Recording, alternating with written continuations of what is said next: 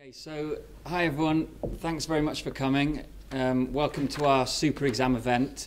So obviously we're holding this just in advance of the closing of the consultation period for the super exam next week, at the end of next week. I'm Alex Aldridge, the publisher of Legal Cheek, and alongside me is a panel of legal education experts who you've all submitted some great questions in advance to, and you can have your chance to kind of put your view about the super exam, ask them some difficult questions. Let me introduce the panel quickly. So at the far end, we've got Joanne Pugh, who is the Director of LPC Programmes at BPP. Next to Joanne is Julie Brannan, who's the Head of Education and Training at the Solicitors Regulation Authority. Then next to her we have Sarah Hutchison, who is Chair of the Academic and Professional Development Committee of the International Bar Association. And finally, closest to me, we have got David Ball, who is Head of Talent here at Kingwood Mallesons. So the big thing that's come through so far in all our super exam coverage, so we've been following this for the last few months since the winter, this big radical proposal to scrap the LPC and bring in this completely new education regime. And the big thing that people seem to be concerned about is status. What will it mean for that solicitor title, which all of you are, you're studying for, and it's so treasured. And, in some ways it's a bit of a license to print money. And I want to put this to the panel. Do you think the super exam risks undermining the status of solicitor? Julie? So, for me, the core objective of what we want to do is to uphold the reputation and standing of solicitors. We have real concerns over issues in the current process. There are concerns, if you like, at every stage. The Higher Education Funding Council, Higher Education Authority have raised issues about different standards in universities. Our own work looking at the LPC, the GDL, suggests differences in standards. There's no benchmarking around the standard required for sign-off at point of qualification. Those are all real issues that we have to think about and we have to care a lot about. So from our point of view, as the regulator, we feel very strongly that with those sorts of concerns out there, we would not be doing our job properly if we didn't address them. And addressing those is all about upholding and protecting the solicitor brand. It's about protecting consumers, but it's also recognising that consumers need to have confidence in the lawyers that they go to in order to get access to justice. So it is all about that. That's absolutely the heart of what we want to do. Joanne, what's your take on this? Well, the way of qualifying in the UK, in England and Wales, with the legal practice course is actually the envy of the world.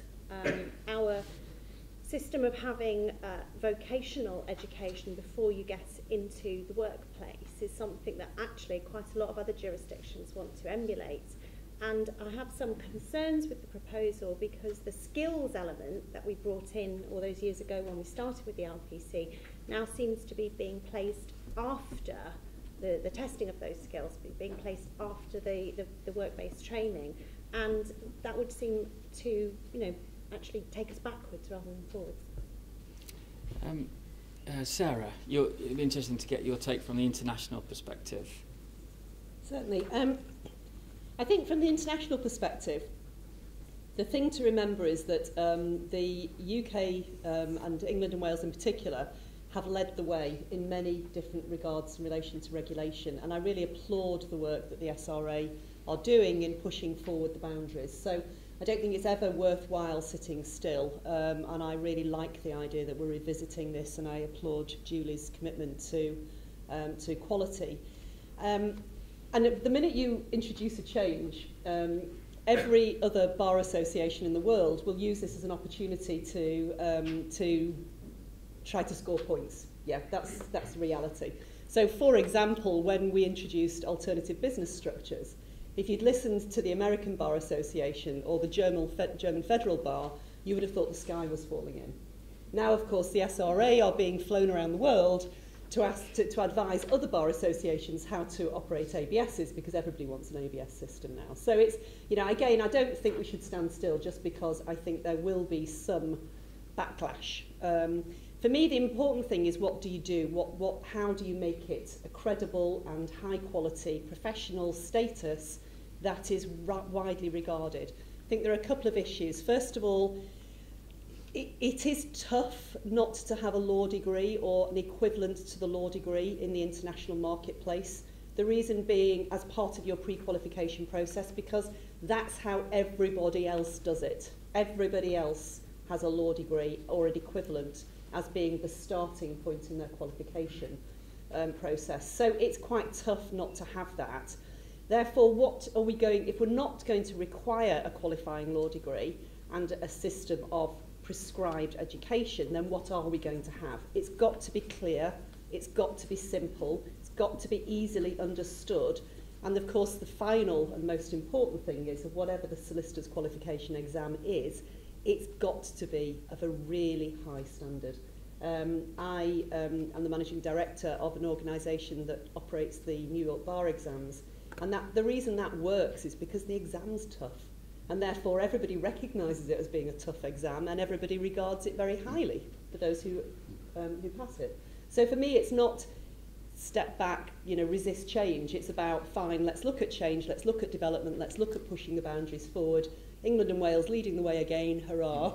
But, you know, let's make it tough. Let's make it very Alex, tough. can I just pick up on something? I'm really sorry to jump in before David's even had a chance to open his mouth.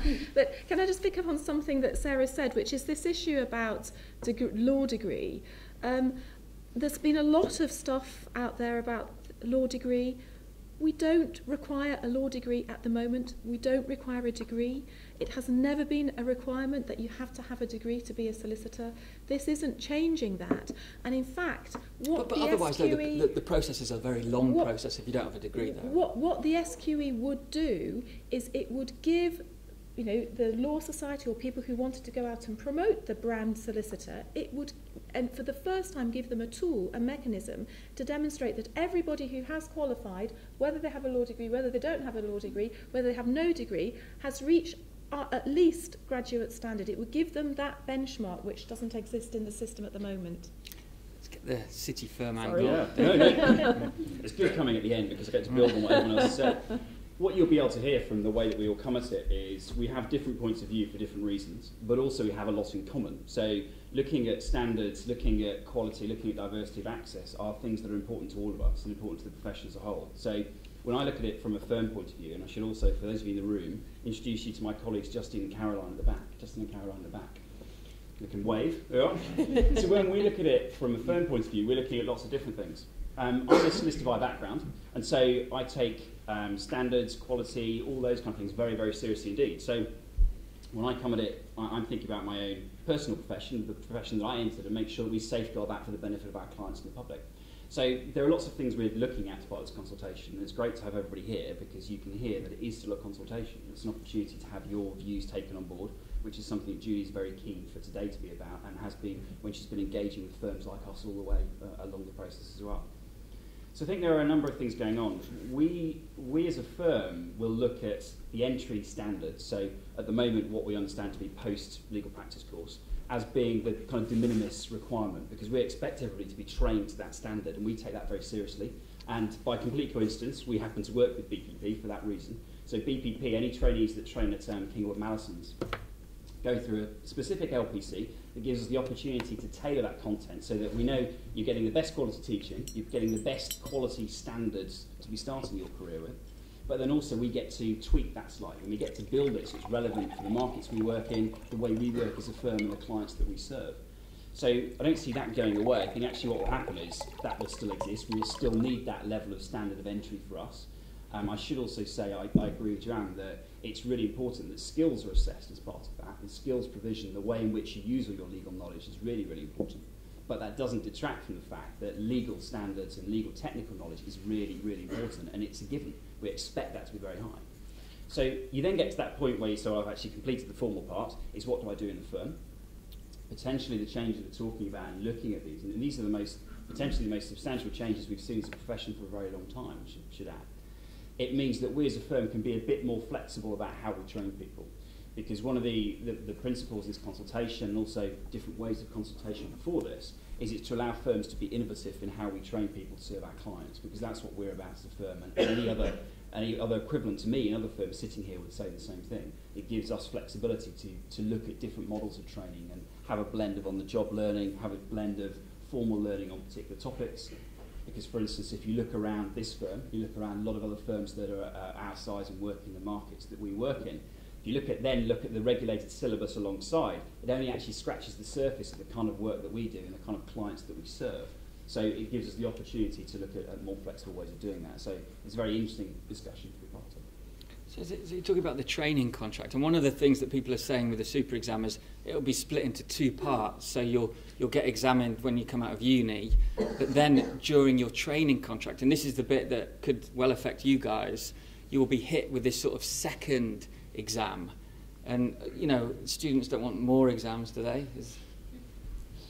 So the second part of the exam, that's right, it would be a skills test, so it will test the sort of things that people should be learning during their pre-qualification work experience, during their training contract. So if every day you are writing letters, you are going through that process. In my day, it was having your letters written over with red ink. I suspect now it's track changes.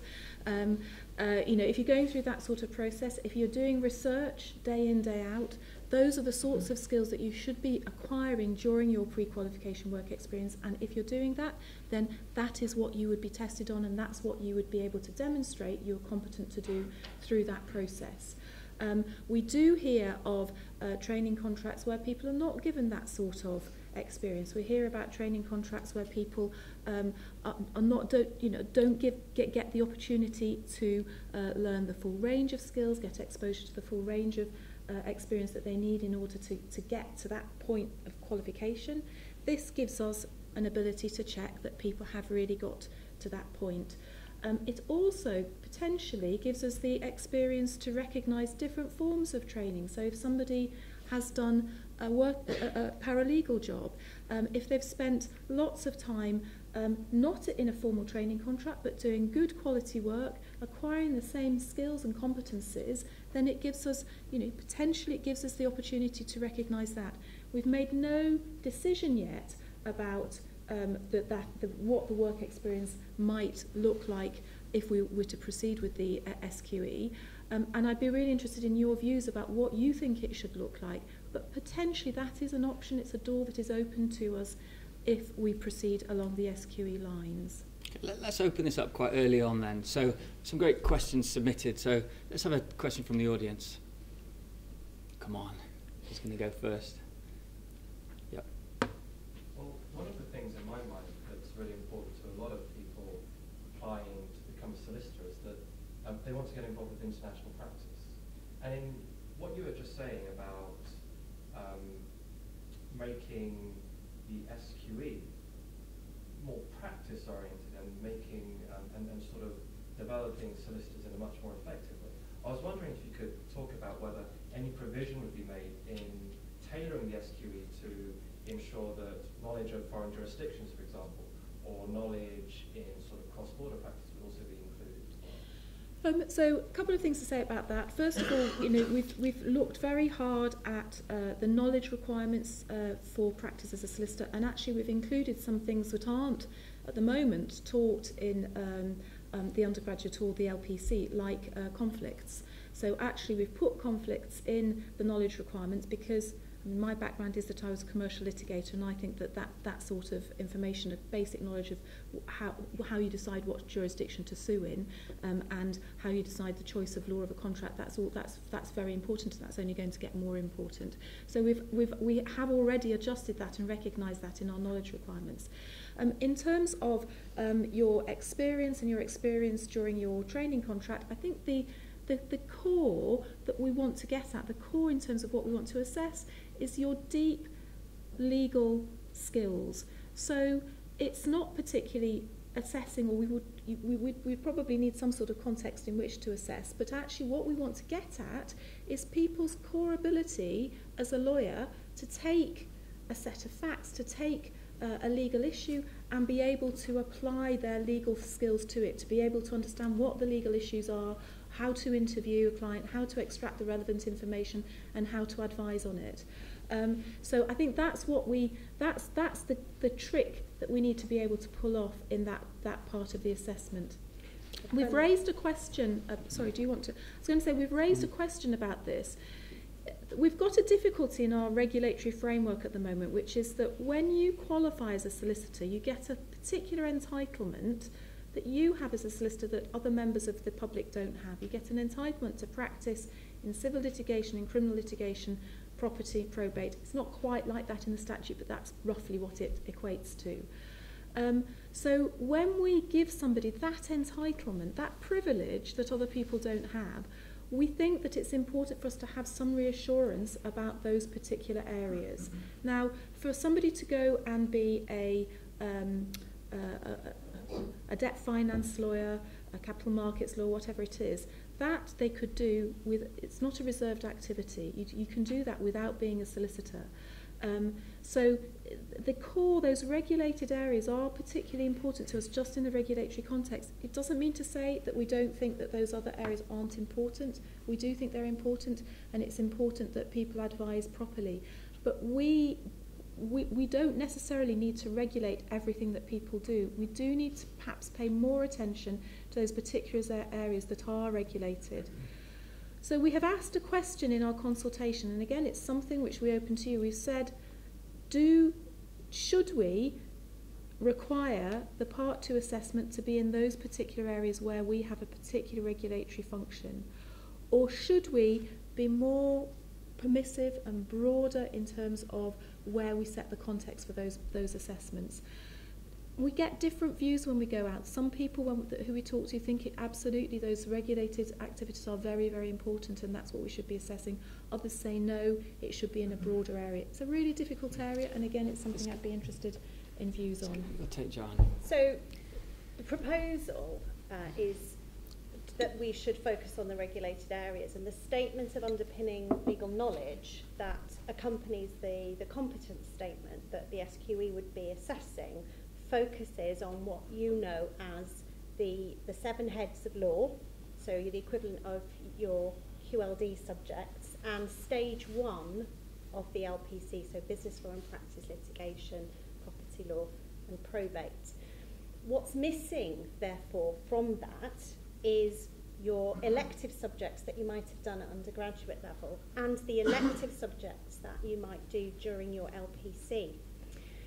And I think one of my concerns, frustrations with this perhaps, is that the legal market as it stands is getting more diverse, and there's more practice areas out there than ever before. And I do understand why you're concerned about the reserved areas, but this worries me that we're just narrowing something that actually is getting broader and broader. And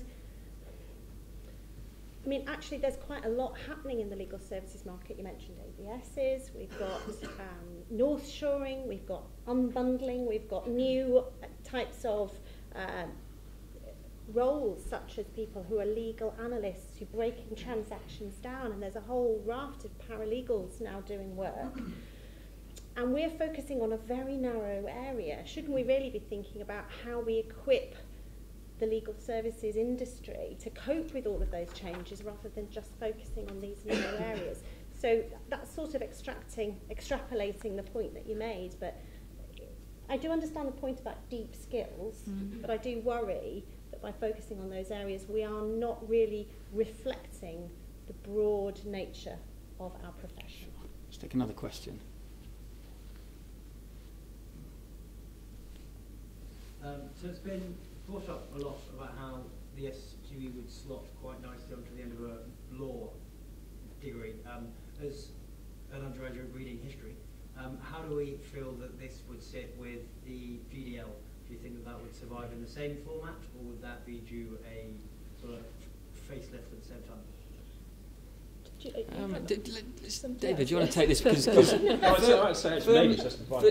firms like Kingwood Mallison, they've liked the GDL students. Students who've done something different. There's a big tradition in England of people studying something different. A lot of the Supreme Court judges, Lord Newberg, for example, Sumption, they've all done the GDL route. And this, like you say, if they bundle in this super exam into LLBs, could it be the death of that culture, that GDL culture? Yeah, I think it's interesting because the stats vary year on year. I should tell you that, as I say, I'm a solicitor by background, and I went through the law degree route, which probably in some years puts me in the minority, in some years puts me in the majority, and it kind of flips cycle on cycle. I think with the way the market works at the moment, I don't think there's any massive pro or con either way, because if you do a law degree, you get the option to pick elective subjects. So you get to focus. Good examples are things like intellectual property, also kind of thing you can start to look at litigation, all those kinds of things. But of course, if you do a history degree or you do English, whatever or a science degree, whatever it might be, you get that knowledge and then you transfer across.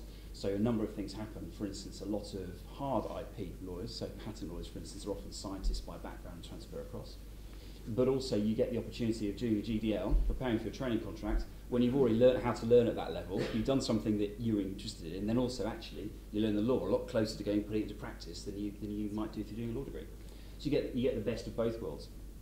I think I'm very interested to hear from what everyone else thinks, what all of you think about that, preparing for exams. Because my practical assumption from a firm point of view is the 7 heads will be covered. We can look at how that might happen for the academic part of it, but we'd expect someone to come in with broadly the same knowledge base. And then it gives us the skills, I think, in practice is where we as a firm would concentrate more of our efforts around what we do to help people prepare for those. Just picking up on Joanne's point about how it's a very broad profession, and also the question that you're asking, because it certainly is. A lot of that, of course, is market-driven and client-driven. So when we think about it from a qualification point of view, it has to be a relatively clear base, a relatively consistent base, because there are so many areas of practice that we would bolt on top of that. And I think, I'd be interested to know what you think, but I would expect in practice it would be wrapped up in a relatively definable package. The other thing that that will become clearer as time goes on is whether that's the kind of thing that firms support students in taking, or whether they start doing their period of work-based learning, if one is prescribed, having done that already. So, in other words, are you the consumers of the exam, or do we have to teach you to and support you through it, and that will become clearer too? I don't have any doubt, to answer your question, that there will be a market in provision, in training provision, to meet the needs of the non-law graduate marketplace, because it won't just be people who've done history degrees and philosophy degrees, it will also be people who've come through the legal exec route, and it will also be people who've perhaps trained internationally, international graduates, who could then re-qualify as an English solicitor. And for me, that's a very important asset that this profession has got, and it really enhances our status globally, is the fact that, one of our strengths is that we've got an awful lot of our lawyers are educated internationally, and then they aspire to become an English solicitor, and that's great because then they take the English legal system back home with them, and then they're practicing English common law in international context. And it's also a great asset that we've got people in our profession who've got a multitude of backgrounds and with different skills and different knowledges. And I'm confident that whatever your background is, organisations such as my organisation and Joanne's organisation will adapt. That we're in the business of providing you with the education you need, and whatever the exam is at the end of it, someone's going to provide you training for it.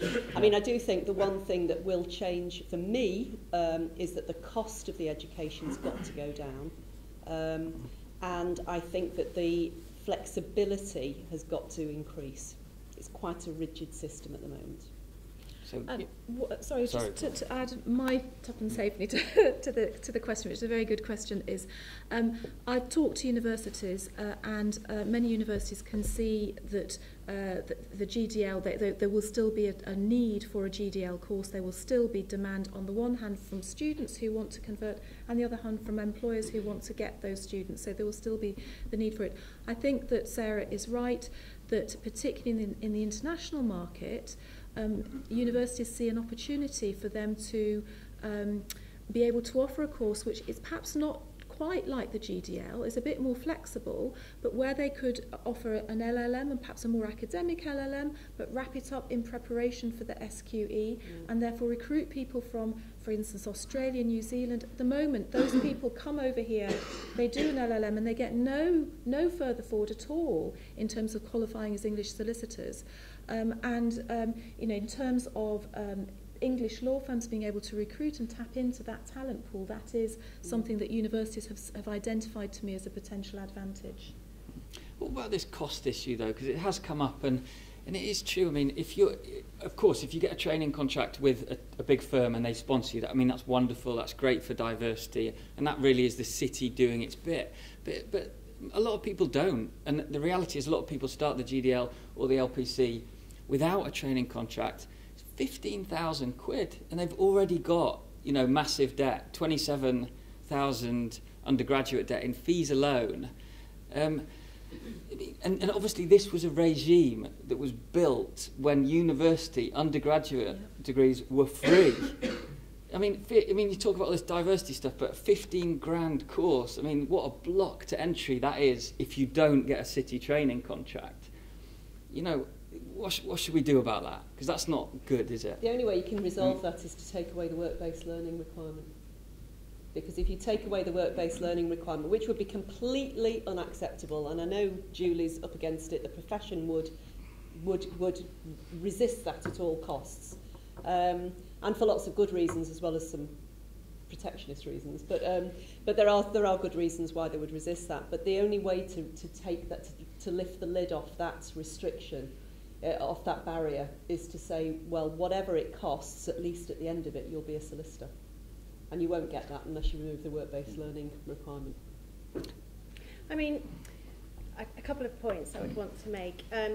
First is £15,000 is an awful lot of money, and it would be good to see if there were ways of driving that cost down. But when you consider that it's £9,000 to a year for an undergraduate course, something like a history course where you have maybe a few hours face-to-face study every year, when you consider the intensity of the LPC, the amount of face-to-face hours, the amount of examinations, and the fact that you were taught by professionals at a very high standard, it actually starts to look like quite good value for money compared to your degree.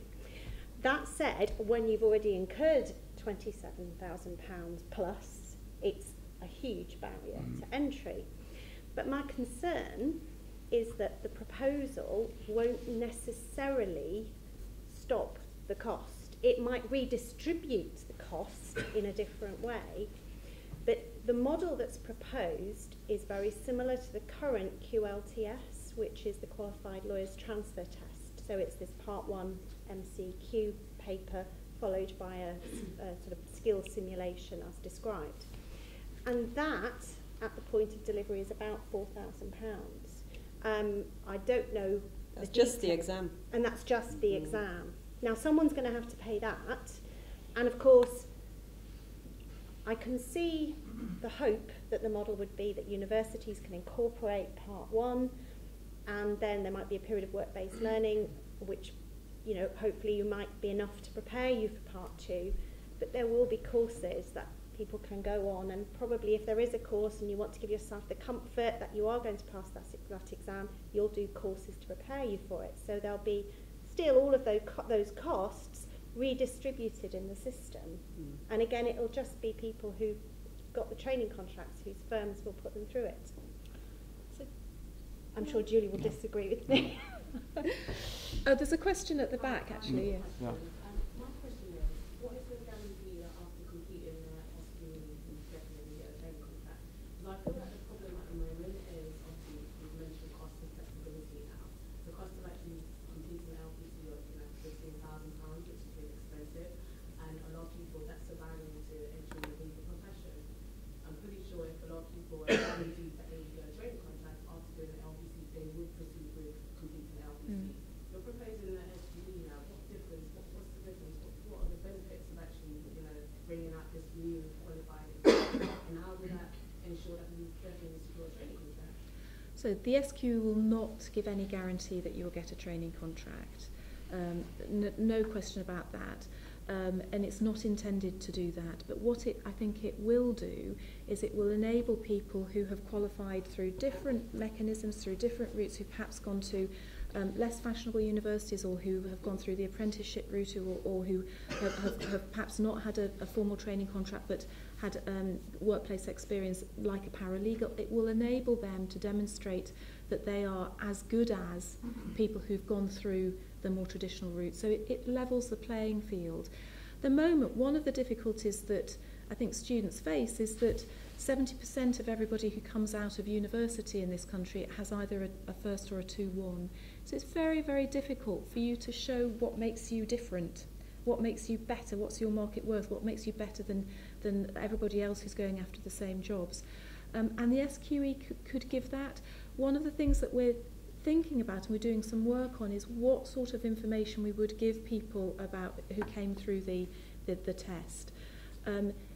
Should it just be a pass-fail? Should we just say it's a test of your competence to be a solicitor? So, you know, the logic in many ways is you're either competent or you're not competent. But we could give people their mark.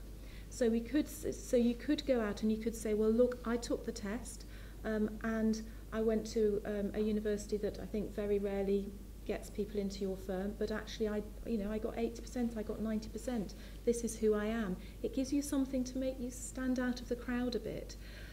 So I think it helps in those terms. I think it also helps that we know that there is a shortage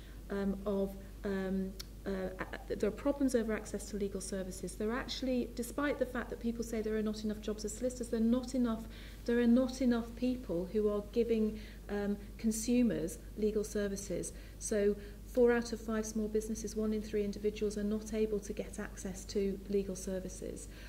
There is actually a shortage. The cycle in terms of solicitor recruitment goes up and down in terms of the economic cycle.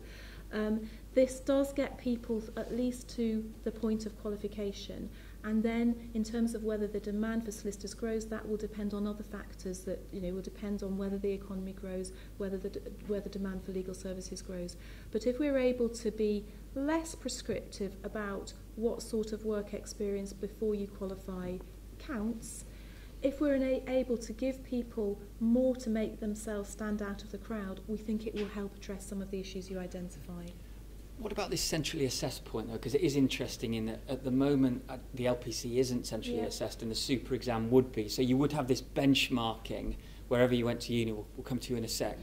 But what is the current position, Joanne, with that? Sorry, go on. Well, I think what has happened with the legal practice courses over the past few years is that they have flexed to meet the demand of the profession. So we work with firms like Kingswood Mallesons and others to ensure that the content actually matches what's needed on the ground. And that was the point I was making earlier, that there's built-in flexibility in the system that works in the favour of the profession. What we'd be doing is, because we'd be centralising, we'd have to focus on a narrower area. I think it's just a very different proposition. When you design programmes and courses as an education professional, you set learning outcomes, you set a curriculum and you set an exam, and you know that when you're teaching to the learning outcomes, and you set a fair assessment that you know your students are able to pass if they've been through your course. What's being proposed, I suppose, is more like your A-levels, where there's a centrally set assessment and there's a curriculum that everyone has to teach to, and so I suppose there's a bit more chance in it from the point of view of the student and the test provider.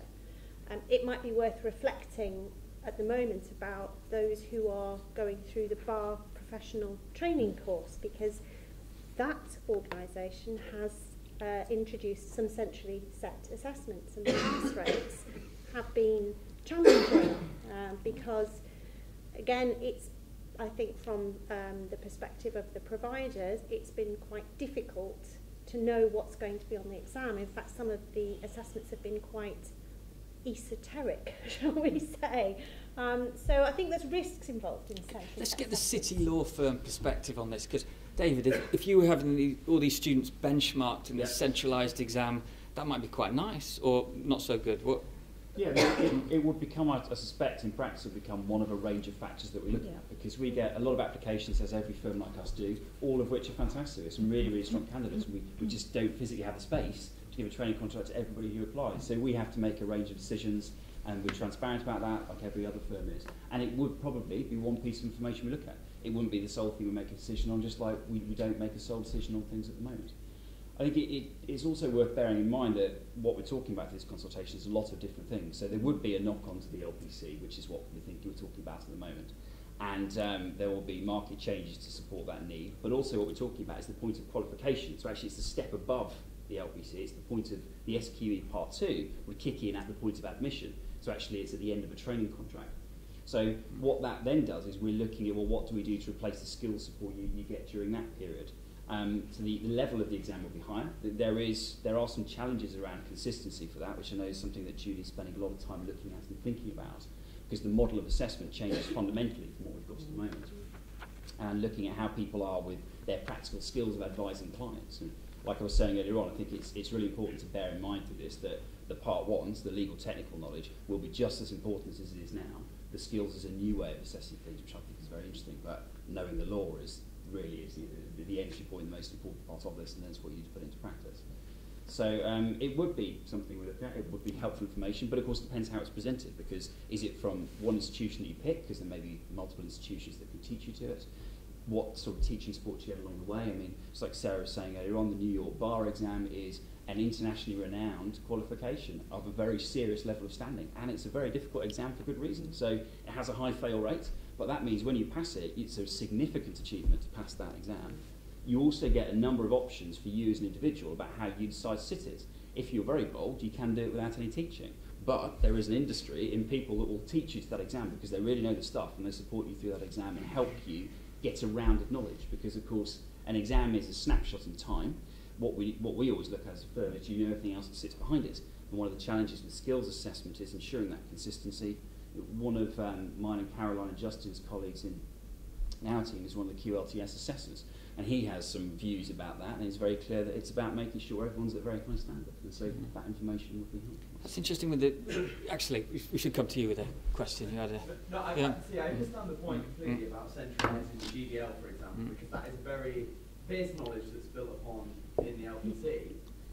However, with the tailored LPCs that a lot of firms require their trainees to go through prior to coming to the firm, so that they are at the quality required and have the knowledge that's going to benefit their clients, how is the SQA going to distinguish between a small firm in a regional location and Kingwood Mallow? I just think that the LPC as it stands does a quite good job at distinguishing what clients need. So can I pick up on, sorry Alex, is that all right? Yeah, go for it. Can I just pick up on that? I think Joanne made this point about the chance, your chances of passing, and would your chance of passing be equal? If you, depending on where you're prepared and you're approaching the centralised assessment. For me, one of the things that I really worry about is that we know from looking at the results on the GDL and the LPC that if you go to some providers, you have about 30-40% chance of passing. If you go to other providers, you have a 90% chance of passing. You don't know that, students don't know that, so actually there is a really big question mark about your chance of passing depending on who you choose to go to prepare you for the LPC based on information that you just don't have access to. There is an issue. I taught the LPC myself for 20 years. I started teaching LPC in 1994. And what we have seen in the 22 years since then is LPC prices just go up and up and up and up. There's never been any downward pressure on price at all. Never. I don't know any stage, Sarah, Joanne, you may know, you may be able to correct me, of any stage when the LPC prices dropped. They just went up and up and up. And one of the reasons for that is that price is being used as a proxy for quality. So people say, go to a good LPC. Good LPC means an expensive LPC, so I'm going to choose the most expensive LPC. Now that seems to me that that's not giving people the information they need to make good choices about what is good training for them to take. Yeah, if there's one thing I think that is absolutely crystal clear for me out of all of this, the one thing that will enhance quality and will enhance standing, professional standing internationally, is the fact that we've got a centrally set exam that's controlled by our own regulator. That is going to make a big improvement in terms of the professional reputation for the organisations. And I've been an external examiner, I've been involved in the LPC industry for 20 years as well, and I have seen some absolutely appalling examples of differing standards, not in relation to whether you're preparing for a high street firm or whether you're preparing for, but I mean just the basics really, you know, property law marks where somebody passed one property exam at 30% and another property exam at 50%, you know, that's the kind of basic stuff. So I think having a centrally set exam has got to be a step forward. Just add to that one thing, which is, just going back to that point about the exam being at the point of qualification, one of the pieces of information and stats that's in the consultation document you might have seen is, at the moment, picking up on your point, I take that point on board, I see exactly what you mean. At the moment, getting a training contract is a prerequisite to qualifying. There are other ways around it. It tends to be people that get a training contract qualified. I should also say there are other ways to qualify. Many of you will have come across the equivalent means routes, which is where paralegals can qualify. And I'm one of the SRA's assessors for people that make equivalent means applications. But the point I just wanted to make about the exam being set at the point of qualification is there are, the stat from the consultations, there are 2,000 bodies or 2,000 organisations, firms, in-house teams that can take on board trainees. At the point of going through a time-served process, and there are a lot of rules around it, but actually most firms will say, have you completed that time? They're then signed off as being fit to practice. There's a real concern there about quality for consumers, people in legal services, and just thinking about what my colleague Justin at the back would say. When we then come to recruit people as post-qualified lawyers, we assume they come from the same common base at the point of qualification. That's not necessarily always the case. And I know that I'm conscious I'm sitting here and we're a large commercial firm. I trained a large commercial firm and have been around large commercial firms most of my professional life. But I am also one of the SRA's training contract monitors, which means I go and assess other firms to see how they run their trainees and whether they're running them in a way that's consistent with the SRA's framework and sets of regulations. And you can see very different approaches. See some fantastic practice in smaller firms. I mean, it must be very clear about it. Some of the best examples of managing trainees from an engagement from training principals I've seen have been in small firms, in 4 or 5 partner firms who are doing fantastic jobs. But also you do see some very different attitudes to what constitutes a successful training contract. Having a single exam, picking up on Sarah's point, having a single exam ensures that quality, which is very important to us as a profession and as a global brand as well. But then also having it at the point of qualification as much as at an academic stage, I think is phenomenally important. I agree. Just one thing, just going back slightly, we've engaged in a fair bit of law school bashing here, poor Joanna's taking a bit of flack there. But, just to balance that out a bit, it does seem that there is a broad consensus that one of the reasons that LPC the prices have kept rising is property prices. London property is very expensive. It's a big overhead. And most students, who are on the LPC, who've got a training contract at a big firm like this lined up, the ones I speak to, they seem quite happy with it and they think it's an okay route. I mean, I just wondered your experiences. Any LPC students here? What do you think of it? Well, I get my value for money. Actually, during my LPC now, I started my own firm on the side. I mean, not for a company. So not that busy then. Yeah, all the knowledge that I got from the business module to the profit module, I am applying right now by myself. So 15K is nothing compared to what I get. Oh, bloody hell. Sign him up. Anyone else on the LPC? Yep, right at the back there. Personally, I'm really impressed with the LPC so far. I think I'm getting far more value for money than I did with my undergrad. But I can't understand why solicitors aren't doing more to sort of lobby the banks. Why aren't we having these postgraduate loans? Why can't we get undergrad loans like we did for undergrad? I wouldn't That's a good point. blink twice if I could get that for the 15 grand. Yeah. Any other LPC thoughts? Like University of Law, you have an agreement with Metro Bank that you can take out a student loan of up to 25 grand. So I mean, there are some systems in place. I mean, I'm GDL personally, and this year's self-funded, and I do think it is a very intensive course, and ultimately it's a means to an end, and I think that's why people are willing to pay the money for it. LPC, I think a lot of GDL people that I've met have said, well, if I don't get a training contract, I'm not going to just jump into the LPC with both feet. At University of Law, I don't know how much you get in now, and it's just not an amount that I can pull out of my pocket and say that's worth the risk. I think, like you said, there's no guarantee at the end of it. And of course you are being taught by practitioners, and practitioners, I'm afraid, are paid a lot of money, and so you have to entice them back from practice in order to teach you, and so the costs of actually providing the course are quite high. But as I said, I'm not sure that what we're being presented with will necessarily stop the cost. I think it might just redistribute it. So I'm not sure that that's the mischief that we're solving with this particular proposal. I can tell you the New York Bar course costs £4,000 to study and $750 to sit the exam. So there's a straight comparison. But they have done 3 years of law school, haven't they, before that? But the still point, it's still a lot cheaper. And actually, Joanne mentioned the cost of the QLTS. I'm not sure the extent to which you can actually use that as any guide of what this will cost. One of the things that there'll be a large element of computer-based testing in this, including computer-based testing of the written skills. So numbers are critical to the cost. I mean, it's all a numbers game. At the moment, there are fewer than 1,000 people who go through the QLTS.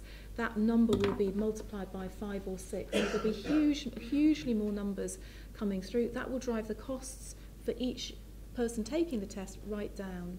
If I could just pick up on the point of the QLTS, from that perspective, is the SQE likely to conflict with the QLTS, or will it replace it? So that's a really good question. Yeah, I mean the idea would be that the SQE would be for anybody who wanted to qualify as a solicitor.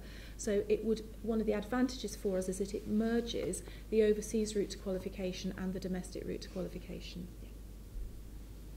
Yes, at the back. So I've got a question about the transition really between what we have now and the idea of this exam coming in. Partly in terms of qualification, so will both systems run together for a period while the transition is made? But also partly from a recruitment perspective, will recruiters prefer to get in the last few people, as it were, from the old system, or will they be fully embracing, do we think, the new system?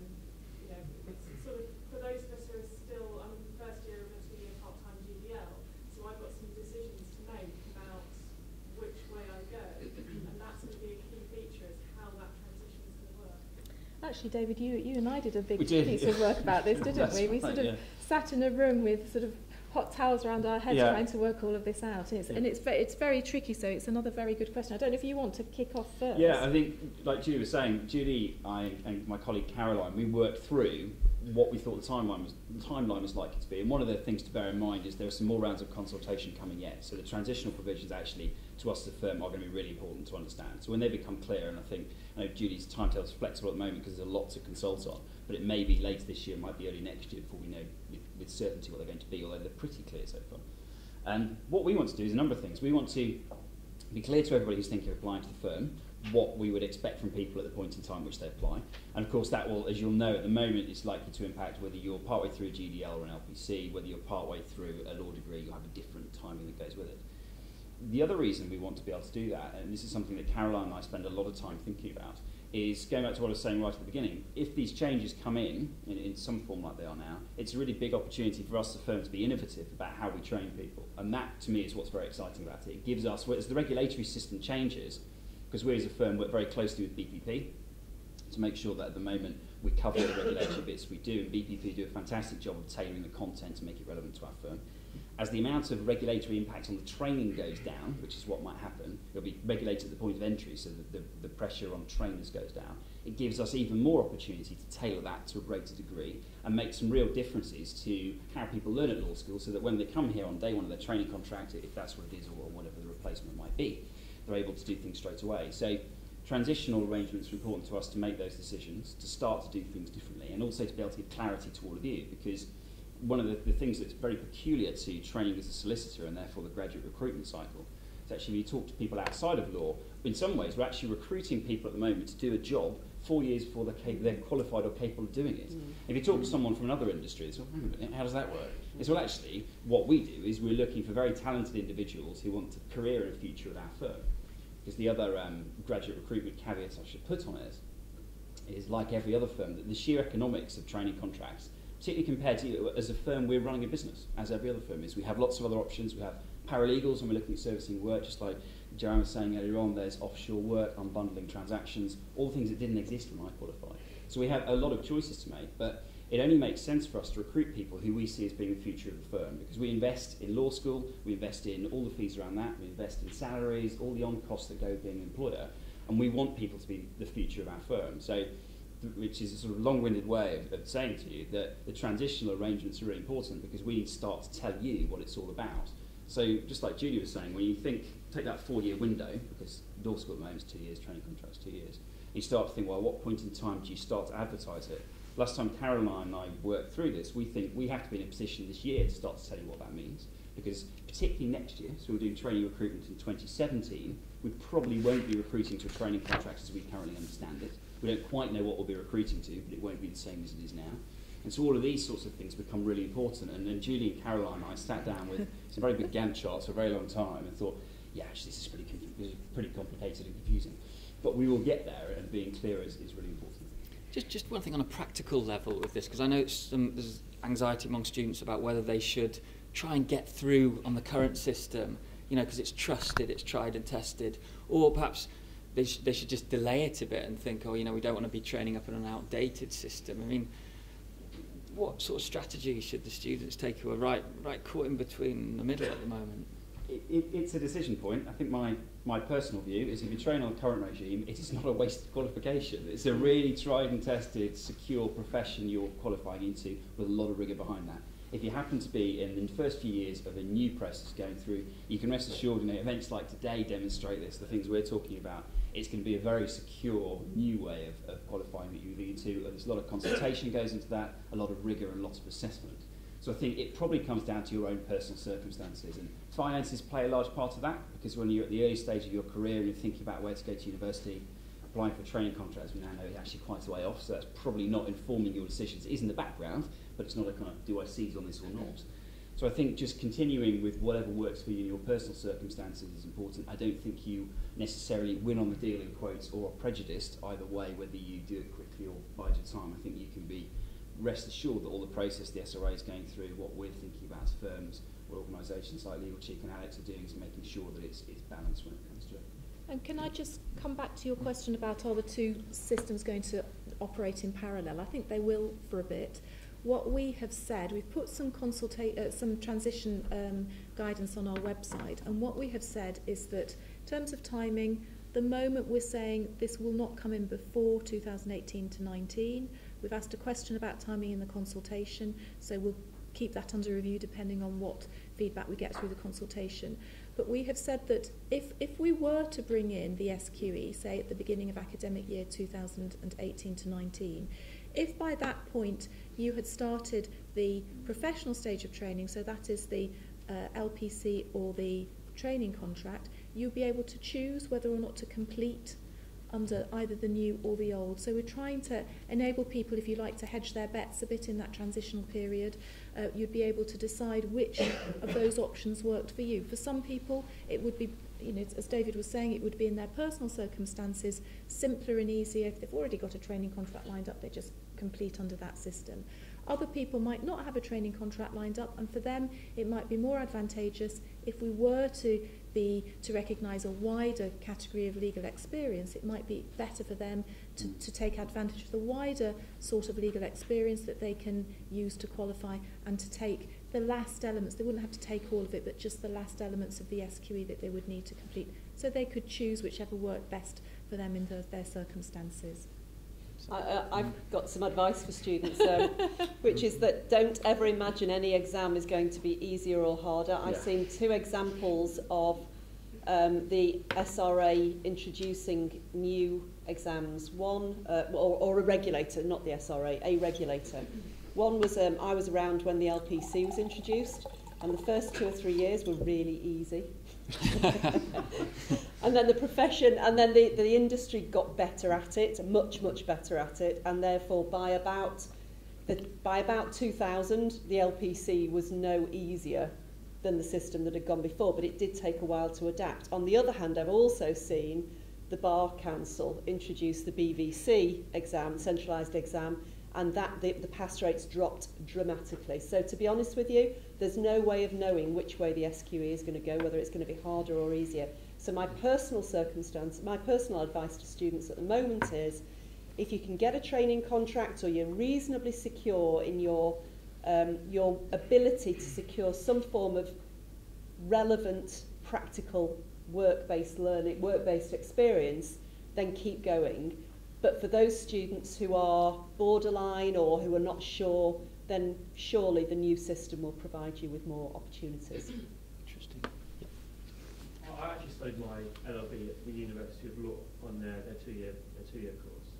And one of the benefits of that, I'm on the LPC now, I'm doing it full-time. One of the benefits I found of the LLB there was the practice focus, the idea that you're looking forward to being a solicitor, and it's very focused in that respect. And given what you said tonight about the SQE being very focused on the skills you might need to be a solicitor, I was just wondering whether you think that perhaps going forward in the future other universities might adapt their degrees in considering that people actually studying law degrees might want to become a solicitor and changing in that way. Yeah, I mean, I think that there won't be a uniform response from universities. We've gone around and talked to universities. Some universities absolutely see it as an opportunity to do that. They talk about incorporating the LPC elements into the undergraduate curriculum, so it's an opportunity to study civil litigation at the same time as you study contract and tort, to study criminal procedure at the same time as you study criminal law, to look at how you use contracts in transactions at the same time as you study the cases and statutes around contracts. So it's an opportunity to do that. Some universities really welcome that. Other universities say, and this is absolutely legitimate, they say, we're academic lawyers, we never practiced as a lawyer, we don't really know what practice as a lawyer entails. We teach the academic theory of law, and that's what we are experts in, and that's what we want to teach to our students. And universities will have different responses. What I would really hope to see happen is that going to do law at university does become different, and people are clearer that there are different options that are open to them, because just as some universities have different strengths, so students have different interests and different abilities. And I think that would be a really good thing to come out of this, a greater choice for people that suit them better. And of course, a lot of people who do an undergraduate law degree don't go on to be lawyers. A large proportion don't go on to be lawyers. It's a good humanities degree that leads on to a number of different careers. And so for every law degree to be practitioner-facing would be wrong. And in fact, when you speak to a lot of universities and academics, their concern with the proposals, whether or not they're interpreting them properly, is that they attract a lot of international students to their qualifying law degrees and their undergraduate degrees, and they're concerned that this might devalue them because the bar and the proposals that the bar are going through, the bar is saying that they will require and recognise an undergraduate qualifying law degree as a prerequisite for qualifying as a barrister. Whereas the SRA's proposal is that, yes, you can go the degree route, but it's not going to give you any time to count. You're still going to have to pass part 1 of the SQE. So as a post A-level student, an 18-year-old, it's quite confusing potentially if you've still not decided whether you want to be a solicitor or a barrister, which route you should go down. And it would be better if the regulators worked closer together to make it clearer, I think, for students in that position. Yeah, I was going to say, I'm curious to know what the panel thought about the potential of having a huge flood of professionals in other areas in the city that are perhaps fortunate enough to have some spare cash and just fancy taking the SQE on a whim. I know in the consultation it says that there could be an entry requirement, but I didn't know whether that had been. That's a good question. Yeah, the most open professional exam in the world is the New York Bar exam, and actually that hasn't degraded the professional status of New York attorneys. It hasn't degraded the reputation of New York attorneys globally. Quite the opposite, in fact. I think that there are protectionist concerns, but they are protectionism, to be absolutely frank with you. If you have an open system that enables anybody to sit that qualification, to sit that exam, providing it's tough enough, providing the standard is high and well recognised, and it's a very transparent, clearly understood process, then frankly, why shouldn't they? Wouldn't it be great if we had more English and Wales lawyers, more solicitors, who are then dominating world trade? That's how I see the world going forward. That's what I want to aspire, and that's what my role is. You know, so it's great. I think we should keep it open, but keep the exam tough and keep the standard high. What about the accountants, though? They might all take it, and well, the big four. They're here anyway. Yep. You know, you're fooling yourself if you don't think they're here already. Okay. Any question? Yeah.